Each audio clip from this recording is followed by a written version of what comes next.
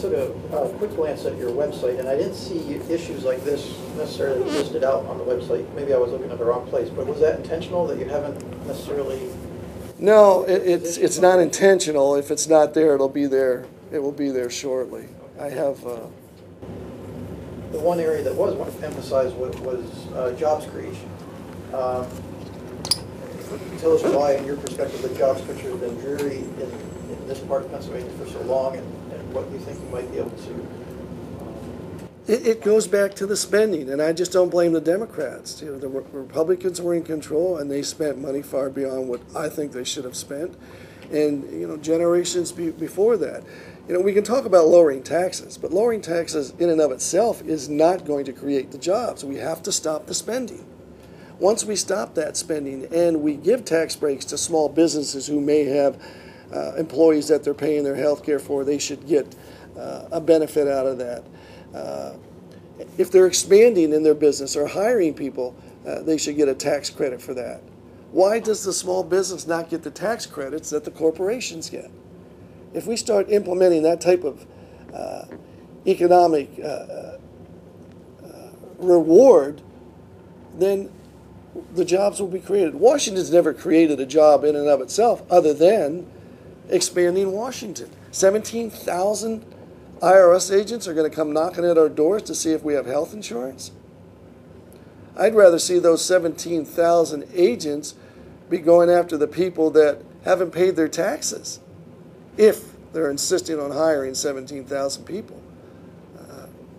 We are smart enough, we the voters are smart enough to spend our money much more efficiently and effectively than the federal government. Look at the post office.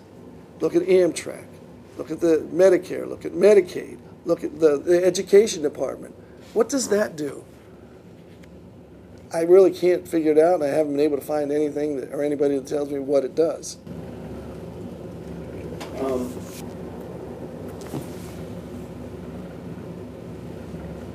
me ask you, just took other people to task for having accepted that. Is that something that you've ruled out? No, I didn't rule that out. I didn't task people for taking money from trial lawyers. I just simply influence. Yeah. That's right. There's a difference. But so if you take the money, you won't be influenced by that. No. You mentioned earlier that you would do things that would be, you would do right by the people in your district and the country.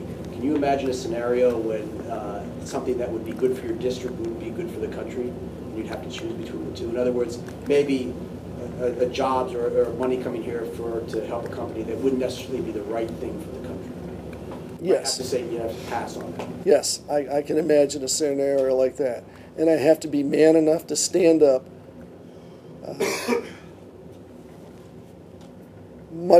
way ahead of the vote and not wait for a day and then take my position.